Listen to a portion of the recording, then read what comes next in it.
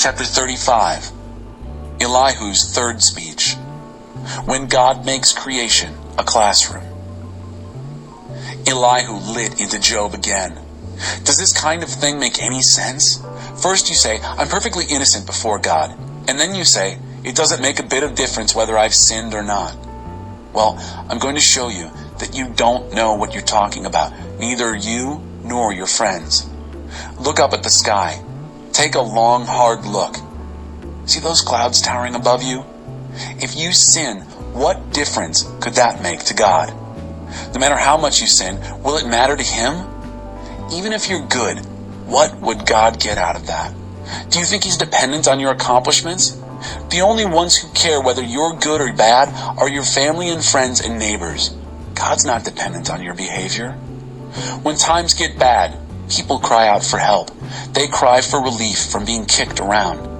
But never give God a thought when things go well, when God puts spontaneous songs in their hearts, when God sets out the entire creation as a science classroom, using birds and beasts to teach wisdom.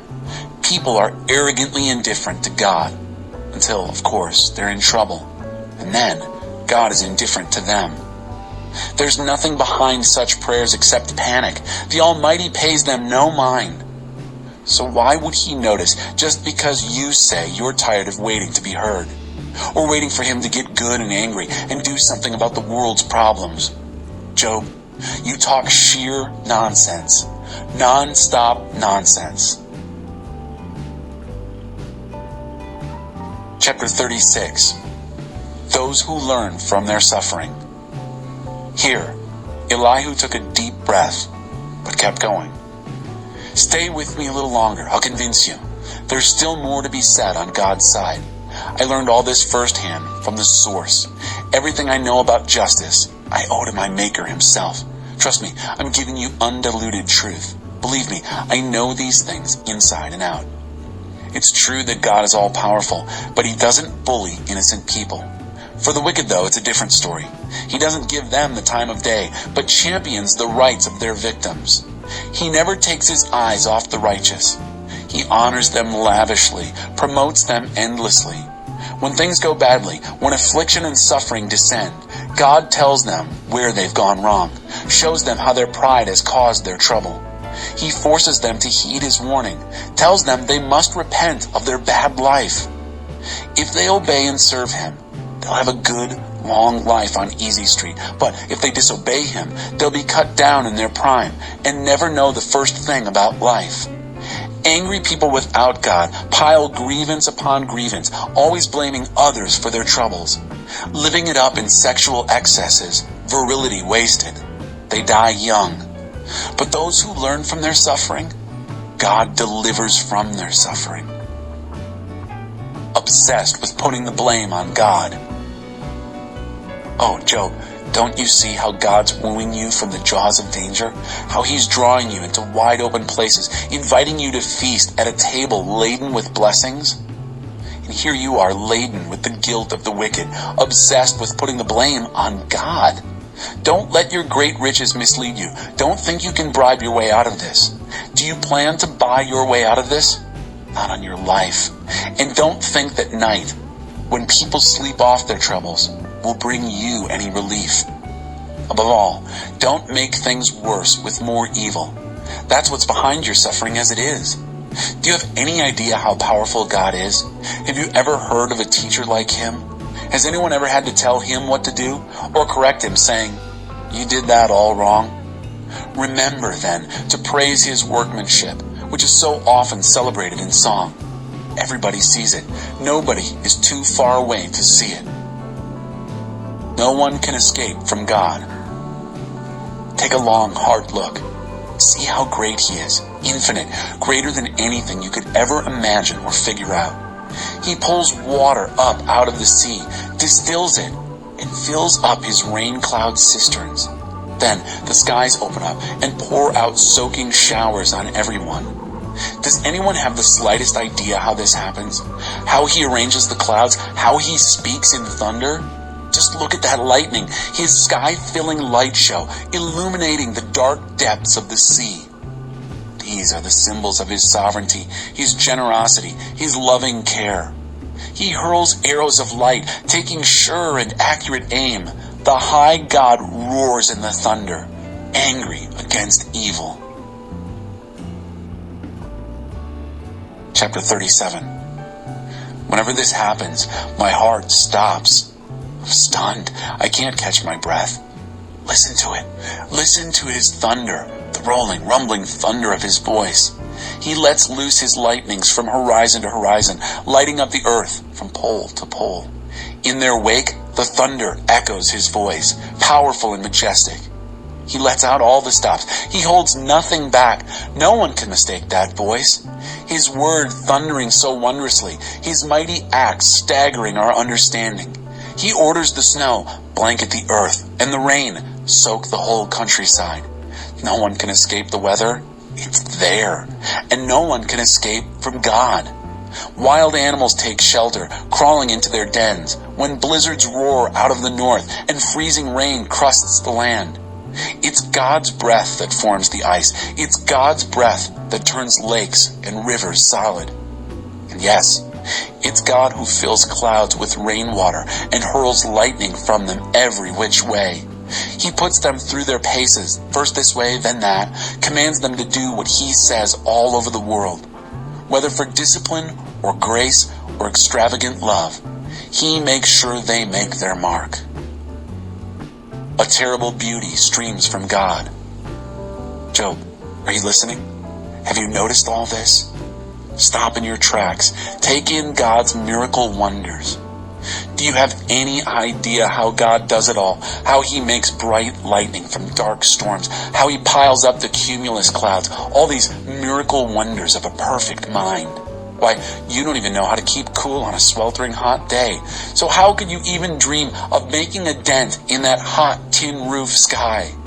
If you're so smart, give us a lesson in how to address God. We're in the dark and can't figure it out. Do you think I'm dumb enough to challenge God? Wouldn't that just be asking for trouble? No one in his right mind stares straight at the sun on a clear and cloudless day. As gold comes from the northern mountains, so a terrible beauty streams from God. Mighty God, far beyond our reach, unsurpassable in power and justice. It's unthinkable that he'd treat anyone unfairly.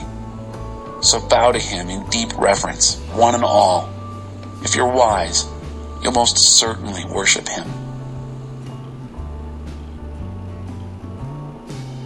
Chapter 38. God confronts Job. Have you gotten to the bottom of things? And now, finally, God answered Job from the eye of a violent storm. He said, "Why do you confuse the issue? Why do you talk without knowing what you're talking about? Pull yourself together, Job. Up on your feet. Stand tall.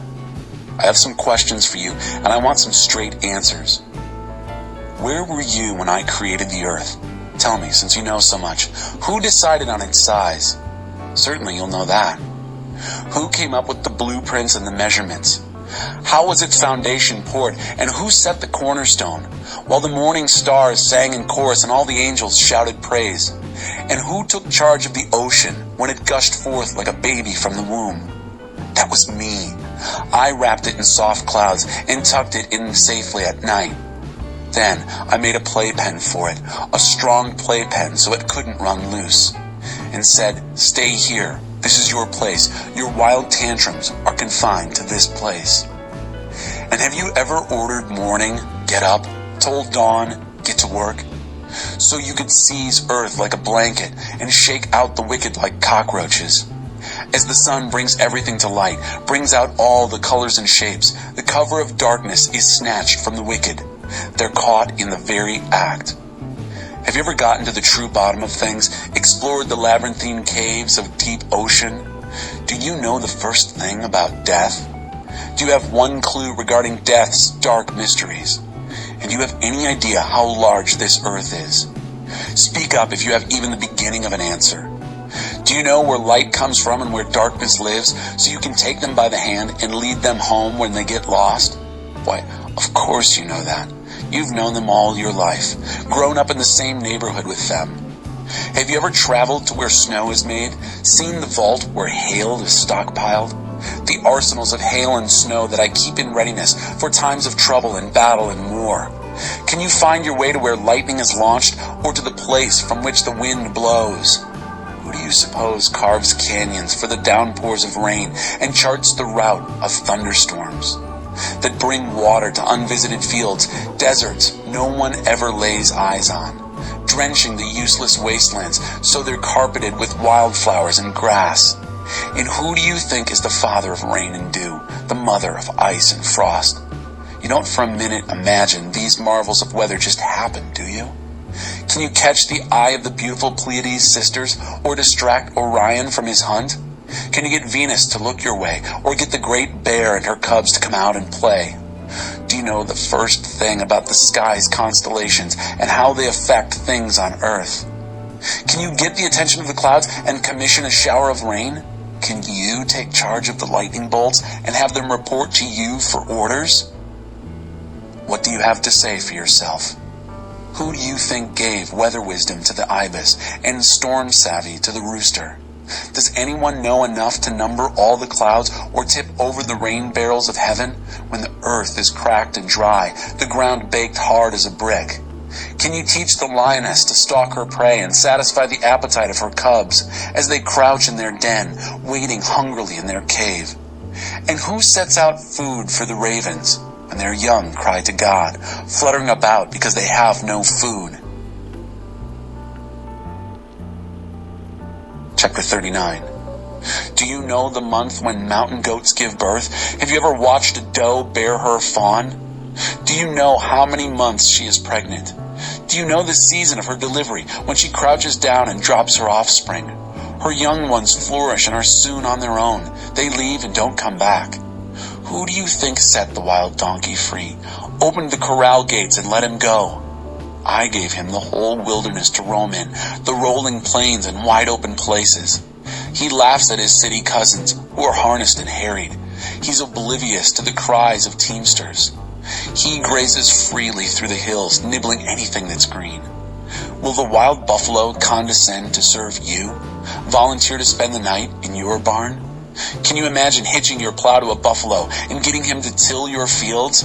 He's hugely strong, yes, but could you trust him? Would you dare turn the job over to him? You wouldn't for a minute depend on him, would you, to do what you said when you said it?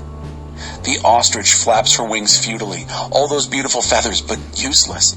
She lays her eggs on the hard ground, leaves them there in the dirt, exposed to the weather, not caring that they might get stepped on and cracked or trampled by some wild animal. She's negligent with her young, as if they weren't even hers. She cares nothing about anything. She wasn't created very smart, that's for sure. Wasn't given her share of good sense. But when she runs, oh, how she runs, laughing, leaving horse and rider in the dust. Are you the one who gave the horse his prowess and adorned him with a shimmering mane? Did you create him to prance proudly and strike terror with his royal snorts? He paws the ground fiercely, eager and spirited, then charges into the fray. He laughs at danger, fearless, doesn't shy away from the sword. The banging and clanging of quiver and lance don't faze him. He quivers with excitement, and at the trumpet blast races off at a gallop. At the sound of the trumpet he neighs mightily, smelling the excitement of battle from a long way off, catching the rolling thunder of the war cries. Was it through your know-how that the hawks learned to fly, soaring effortlessly on thermal updrafts? Did you command the eagle's flight and teach her to build her nest in the heights, perfectly at home on the high cliff face, invulnerable on pinnacle and crag? From her perch she searches for prey, spies it at a great distance. Her young gorge themselves on carrion. Wherever there's a roadkill, you'll see her circling.